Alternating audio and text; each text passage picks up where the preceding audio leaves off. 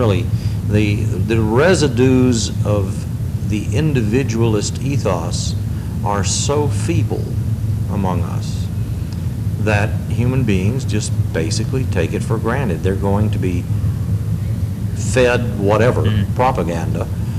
They're going to be taken care of, hired, fired, protected, abandoned, whatever happens to them. They just take it for granted that the course of their existence is out of their hands.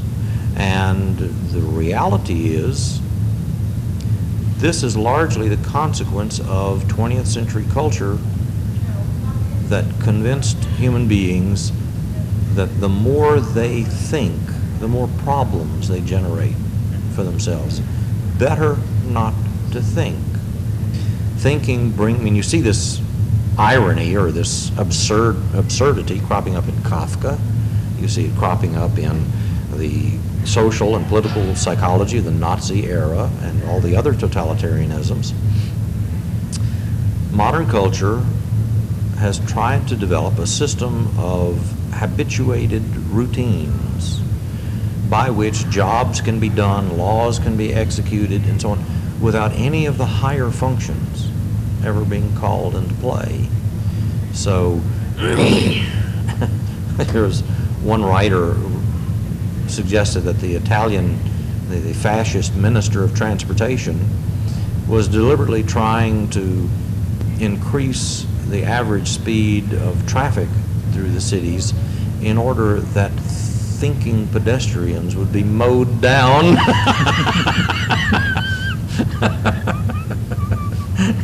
If he shows any sign of a thoughtful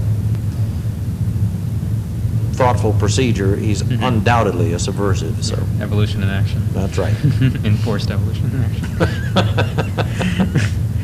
So what would be the motive for this overarching design? The motive is that something which was the guiding principle in traditional forms of societies, individual autonomous reason, thinking understood as an art to be mastered by individuals. This encountered the first wave of corrosive or cataclysmic cultural revolution with medieval Christianity, which brought on a new culture, an ethos of believe, essentially fideism, faith. To be too thoughtful, to be too critical is almost certainly a sign of being in league with the doubter, the father of lies, et cetera, et cetera. Well, modern culture has invented a new way of thinking, reasoning, et cetera, which is supposedly objective, and it does not require the cultivation of an internal ethos, an internal scheme of self-culture. So modern science, in effect, modern education, modern literacy, has tried to produce a completely mechanical, value-free way of thinking that has as little left in it of traditional thinking as possible. In effect, it's an insubstantial thinking. It's a footless, groundless, rootless kind of thinking. It is what has been called know-how, or merely technical applications of thinking. And the purpose of this is you eliminate a lot of the causes of controversy. You eliminate a lot of the sources of resistance to authority, et cetera, et cetera. Of course, you totally corrupt the rational basis of authority in the process. You turn it into authoritarianism. But the import of this revolution is the grand design of turning society into a massive machine is carried out. And the irony, of course, is modern science, which envisioned this clockwork mechanism already before Newton, but it reached an apex after Newton. Modern science outgrew this mythos of a mechanistic world. There's no way to apply mechanism to the kinds of phenomena that we observe in quantum physics or elsewhere. But in human society, we have continued to carry out that vision. And human beings have been trained to become specialists. This is what our whole educational system tends toward. And the purpose of that is that they should be cogs, they should be predictably performing, and they should have a very narrow base of understanding. They should be as myopic as the system can possibly make them. And they are, in effect, they're modular units who can be replaced by, sending off to Pittsburgh for another specialist, what have you. The purpose of it is that society should make itself as radically independent of all of the resources traditionally associated with individual intelligence. And in the process, we have learned to disregard everything that has to do with individual intuition.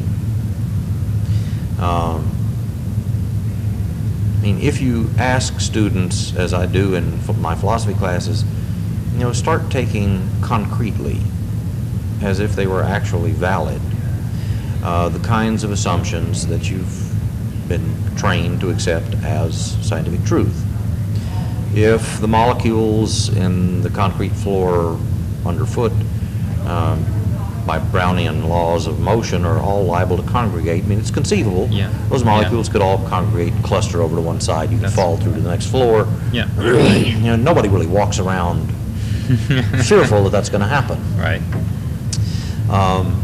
No one, as a rule, assumes that the Earth is in motion, toward some distant constellation.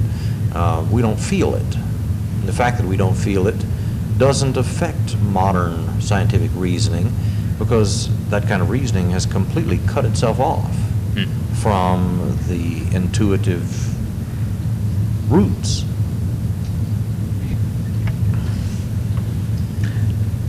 Well, what was it that, was it these issues that brought you to writing your book, Millennial and Microcosm? By degrees, yes. I've, even in discussing issues out of the history of science, I think you find very quickly in the philosophy of science that most people have not thought about the actual path, the historical path by which modern science evolved into the interlocking scheme of beliefs and the perspectives and worldview that make it the kind of institution that it is. We live as moderns as if we'd been born yesterday, and nowhere is this problem more acute than in the sciences and economics and government. Everywhere you look across our landscape, there is a complete lack of that millennial perspective. There's no sense that everything that is has become, and it had to become out of something, and it became this rather than something else out of a certain logic.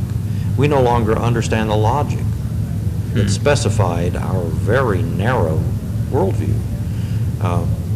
We have just blindly adapted to it, like the pathetic inhabitants of a zoo that know feeding times and other limitations.